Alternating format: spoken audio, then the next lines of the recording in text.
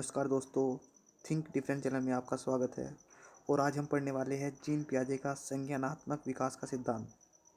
दोस्तों, ये है सिद्धांत यूपी टेट, सी टेट और सुपर टेट के लिए बहुत महत्वपूर्ण है।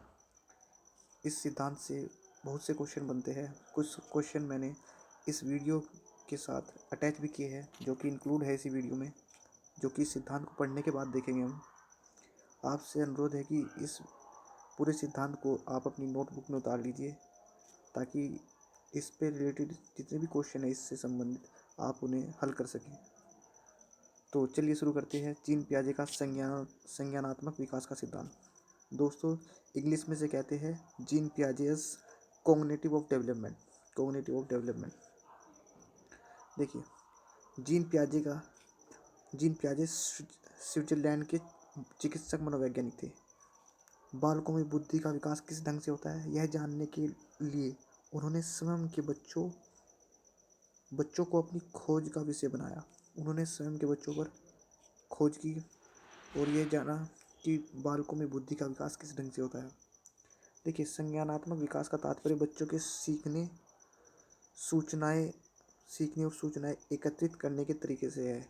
इसमें अवधान में वृद्धि, प्रत्यक्षीकरण, भाषा, चिंतन, स्मरण और तर्क शक्ति शामिल है। ये सब शामिल है इसमें। देखिए, पियाजे के संज्ञानात्मक सिद्धांत के अनुसार वह प्रक्रिया जिसके द्वारा संज्ञानात्मक संरचना में संशोधन किया जाता है समावेशन कहलाती है। देखिए, इससे रिलेटेड क्वेश्चन आ जाता है कि वह प्रक्रिया बताइए जिससे संज्ञानात्मक संरचना में संशोधन किया जाता है। ये कहलाती है समावेशन। ठीक है, आप इसे भी ध्यान रखिएगा। पियाजे के अनुसार किसी भी व्यक्ति में ज्ञान की वृद्धि उसकी संज्ञानात्मक संरचना और वातावरण की पारस्परिक अंतःक्रिया से होती है। यह अंतःक्रिया आत्मीकरण या स्थानीकरण प्रविधियों से होती है। ये कह रहे हैं कि जो किसी व्यक्ति में ज्ञान की वृद्धि उसकी संज्ञानात्मक और संरचना और वातावरण की पारस्परिक अंतःक्रिया से होती है। यह अंतःक्रिया आत्मीकरण और स्थानीकरण प्रविधियों से होती है। दो प्रकार की प्रविधियां है, आत्मीकरण और स्थानीकरण। देखिए, पियाजे के यहाँ पर दो कथन है।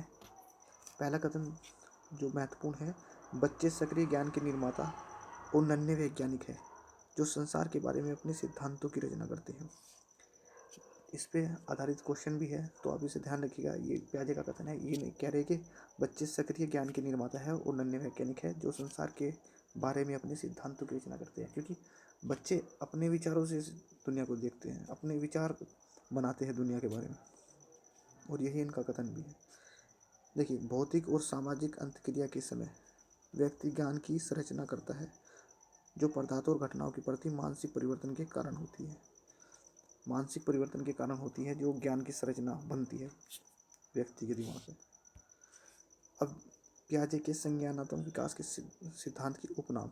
देखिए, पियाजे का जो संज्ञानात्मक सिद्धांत है उसके कुछ उपनाम भी है, जैसे मानसिक विकास का सिद्धांत। क्योंकि संज्ञानात्मक मस्तिष्क से संबंधित है, इसलिए इसे मानसिक विकास का सिद्धांत भी कहा गया।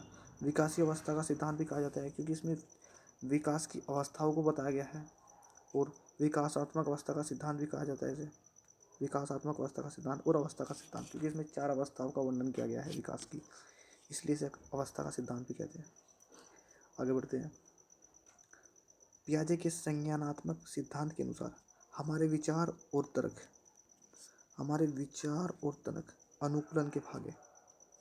संज्ञानात्मक विकास निश्चित अवस्थाओं के असतत क्रम में होता है।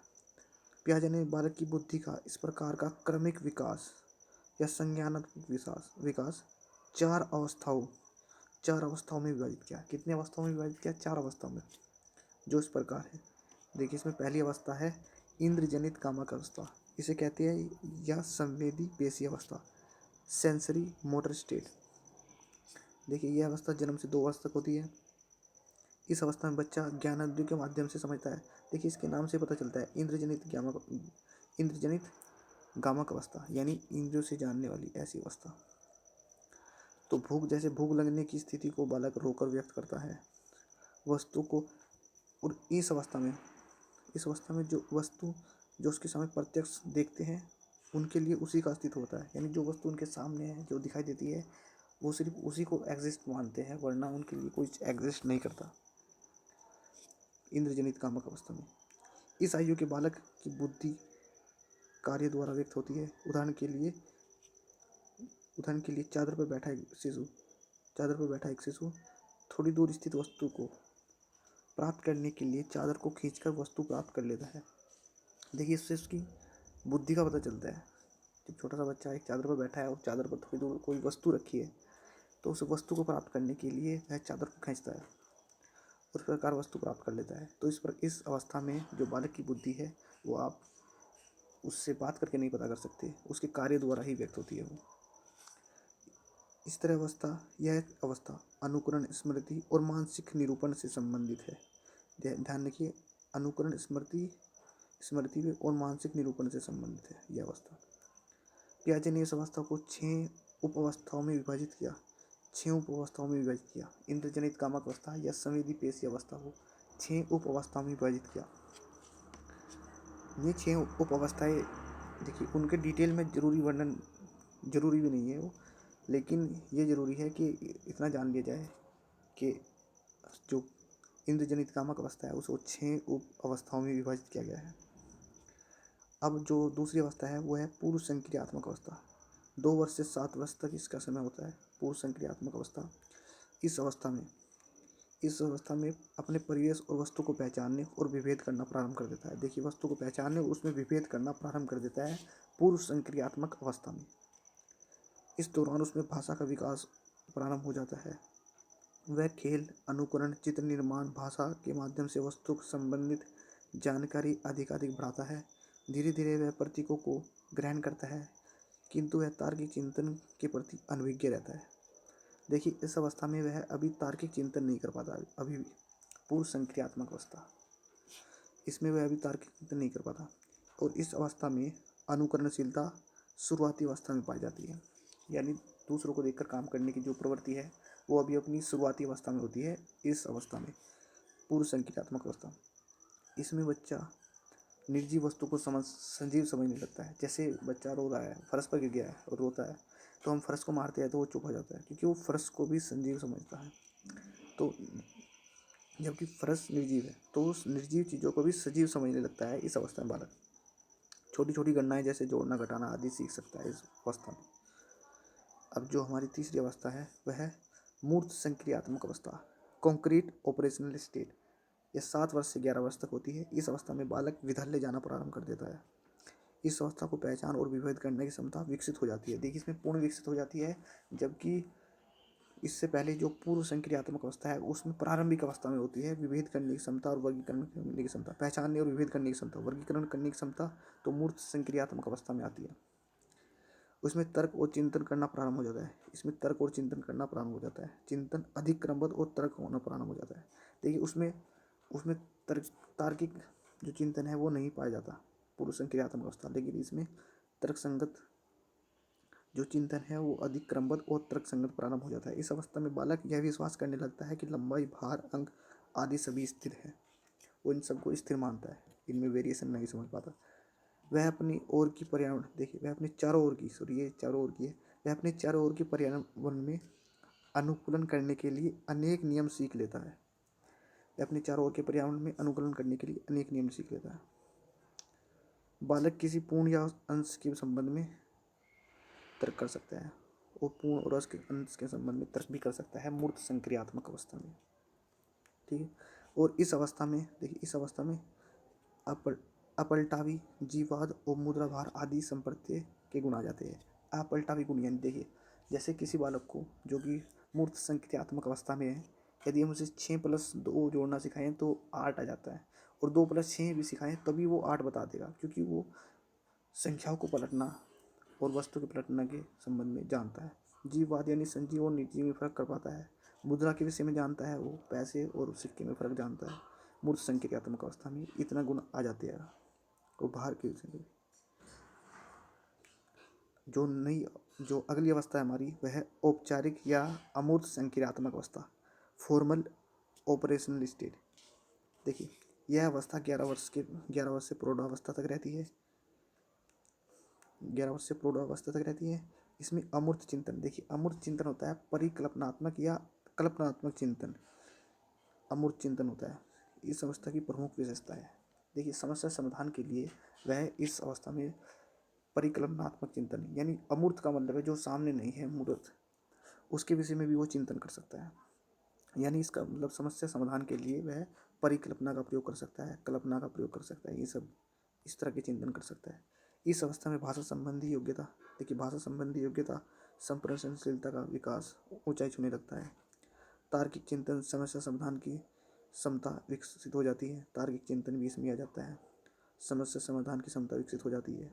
वास्तविक अनुभवों और काल्पनिक अनुभव, वास्तविक अनुभवों को काल्पनिक परिस्थिति में ढालने की क्षमता विकसित हो जाती है, और वह काल्पनिक काल्पनिक विचार को वास्तविक रूप में भी प्रकट कर सकता है। विसंगति के संबंध में विचार करने की क्षमता का विकास हो जाता है। वास्तविक और अवास्तविक में अंतर समझ पाता है। मूर्त अमूर्त संक्रियात्मक अवस्था, ये सबसे परिपक्व अवस्था है। देखिए जीन पियाजे के कुछ अन्य सिद्धांत भी है, जैसे निर्माण और खोज का सिद्धांत, principle of construct and discover, and नैतिक विकास का सिद्धांत, प्रिंसिपल ऑफ मॉरल डेवलपमेंट। ये दोनों सिद्धांत जीन पियाजे ने दिए। तो कुल मिला के हमारे 3 सिद्धांत हो गए जीन पियाजे के, एक संज्ञानात्मक सिद्धांत, संज्ञानात्मक विकास का सिद्धांत, निर्माण और खोज का सिद्धांत, नैतिक विकास का सिद्धांत। देखिए नोट करने वाली बात यह है कि नैतिक विकास की अवस्था का सिद्धांत ये कोहलबर्ग ने दिया, जबकि नैतिक विकास का सिद्धांत जीन पियाजे ने दिया। इनमें अंतर करना बहुत जरूरी है। आइए कुछ प्रश्न करते हैं इसी बात। जीन पियाजे के संज्ञानात्मक विकास के सिद्धांत के अनुसार किस अवस्था में बालक परिकल्पनात्मक, देखिए परिकल्पनात्मक ढंग से समस्या का विचार करता है? ये अमूर्त संक्रियात्मक अवस्था, हमने अभी थोड़ी देर पहले पढ़ा। क्वेश्चन नंबर 2, पियाजे के अनुसार किस वर्ष में कम आयु के बालकों में संज्ञानात्मक अपरिपक्वता का अभाव पाया जाता है? देखिए 6 वर्ष से कम आयु के बालकों में, 6 वर्ष से कम आयु के बालकों में संज्ञानात्मक अपरिपक्वता का अभाव पाया जाता है, परिपक्वता का अभाव पाया जाता है। प्रश्न नंबर 3, पियाजे द्वारा बताई गई बाल विकास की 4 अवस्था, पियाजे द्वारा बताई गई बाल विकास की 4 अवस्थाओं में औपचारिक या अमूर्त संक्रियात्मक अवस्था की अवधि वो 11 से प्रौढ़ावस्था तक, देखिए वो अभी हमने डिस्कस की, वह 11 वर्ष से प्रौढ़ावस्था तक। क्वेश्चन नंबर 4, बच्चों के विकास से संबंधित निर्माण और खोज का सिद्धांत निम्न में से किसने दिया? देखिए ये हमने अभी पढ़ा है, ये दिया हमें पियाजे ने, निर्माण और खोज का सिद्धांत, और इसके अलावा एक और है नैतिक विकास का सिद्धांत। क्वेश्चन नंबर 5, पियाजे के अनुसार निम्नलिखित में से कौन सी अवस्था में बच्चा अमूर्त संकल्पना के विषय में तार्किक चिंतन कर लेता है? देखिए वो औपचारिक संक्रियात्मक अवस्था या अमूर्त संक्रियात्मक अवस्था भी कहते हैं इसे। क्वेश्चन नंबर 6, पियाजे के अनुसार संज्ञानात्मक विकास की कितनी अवस्थाएं? देखिए संज्ञानात्मक विकास की 4 अवस्थाएं हैं, ये हमने अभी पढ़ी है पियाजे के अनुसार। प्रश्न नंबर 7, पियाजे की अधिगम के संज्ञानात्मक सिद्धांत के अनुसार वह प्रक्रिया जिसके द्वारा संज्ञानात्मक संरचना को संशोधित किया जाता है। देखिए संज्ञानात्मक संरचना को संशोधित किया जाता है, वो हमने पढ़ा है समावेशन कहते हैं इस प्रक्रिया को। पियाजे के सिद्धांत के अनुसार निम्न में से कौन सा व्यक्ति के संज्ञानात्मक विकास को प्रभावित नहीं करता? देखिए भाषा प्रभावित करती है, ये पढ़ा है हमने ऊपर, परिपक्वन भी और क्रियाकलाप भी। सामाजिक अनुभव पियाजे के अनुसार व्यक्ति के संज्ञानात्मक विकास को प्रभावित नहीं करता। क्वेश्चन नंबर 9, पियाजे के संज्ञानात्मक विकास के चरणों के अनुसार इंद्रिय गामक अवस्था के साथ संबंधित है। देखिए तार्किक रूप से समस्या समाधान की योग्यता, तार्किक रूप से समस्या समाधान की योग्यता वो इंद्रिय गामक अवस्था में नहीं करता, न ही विकल्प के निर्वहन और विश्लेषण की योग्यता होती है इसमें, न ही सामाजिक मुद्दों पर सरकार। तो ऑप्शन नंबर फर्स्ट, स्मृति और मानसिक निरूपण।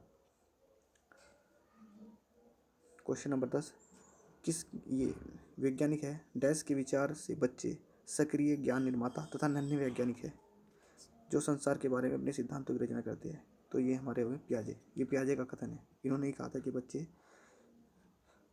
जो है राष्ट्र के निर्माता, ज्ञान के निर्माता और नन्हे वैज्ञानिक है जो संसार के विषय में अपने सिद्धांतों की रचना करते हैं।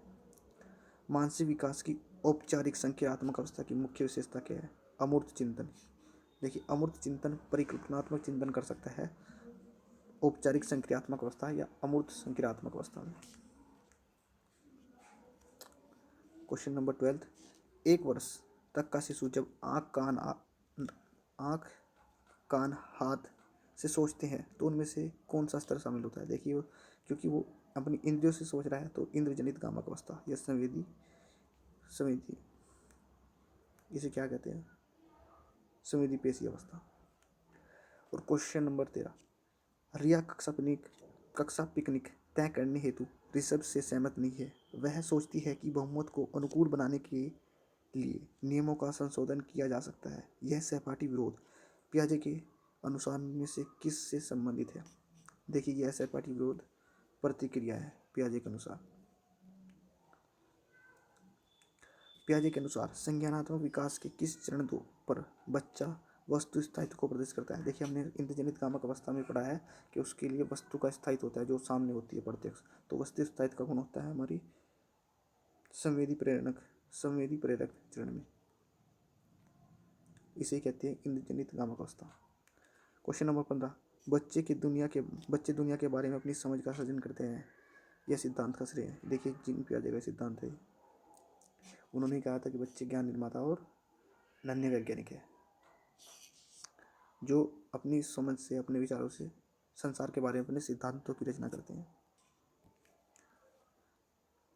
क्वेश्चन नंबर 16, वह अवस्था जब बच्चा तार्किक रूप से वस्तु और घटनाओं के बारे में चिंतन प्रारंभ करता है। देखिए, चिंतन प्रारंभ करता है वह अमूर्त संक्रियात्मक अवस्था में तार्किक रूप से। बच्चों में बौद्धिक विकास की 4 अवस्थाओं की पहचान की गई है। ये जीन पियाजे ने द्वारा की गई। पियाजे के अनुसार विकास की पहली अवस्था जन्म से 2 वर्ष तक के दौरान बच्चा डैश सबसे बेहतर सीखता है। देखिए, जन्म से 2 वर्ष कौन से आता है? इंद्रजनित प्रयोग द्वारा, क्योंकि वो इंद्रियों के द्वारा सीखता है इस अवस्था में। वह स्तर जिसमें बच्चा किसी वस्तु या घटना के बारे में तार्किक रूप से सोचना प्रारंभ करता है। वस्तु या घटना के बारे में तार्किक रूप से सोचना। देखिए, ये मूर्त संक्रियात्मक अवस्था है। ये क्वेश्चन पे दोबारा आ गया। क्वेश्चन नंबर 20, निम्न में से किसका कथन है कि ज्ञानात्मक विकास नकल पर आधारित न होकर खोज पर आधारित है? जीन पियाजे ने कहा है, क्योंकि निर्माण और खोज का सिद्धांत भी इन्होंने दिया, उसमें ही कहा है इन्होंने, जीन पियाजे के अनुसार कोई बच्चा किस अवस्था में अपने परिवेश की वस्तु को पहचानने, उसमें विभेद करने लगता है? देखिए, ये विभेद करना प्रारंभ करता है पूर्व संक्रियात्मक अवस्था में। हमने पढ़ चुके हैं इसे। क्वेश्चन नंबर 22, पियाजे ने किसी बच्चे के विचारों में नए विचारों के समावेश को हो जाने को क्या कहा है? सात्विकरण। देखिए, पियाजे ने इसे सात्विकरण कहा है। ये सभी क्वेश्चन किसी न किसी एग्ज़ाम में आ चुके हैं, जो मैंने यहाँ पर अभी इस वीडियो में इंक्लूड करे हैं। देखिए, आप इस पूरे सिद्धांत को अपनी नोटबुक में लिख लीजिए, ये आपके बहुत काम आएगा। धन्यवाद। चैनल को लाइक कीजिए, शेयर कीजिए, सब्सक्राइब कीजिए। Thank you.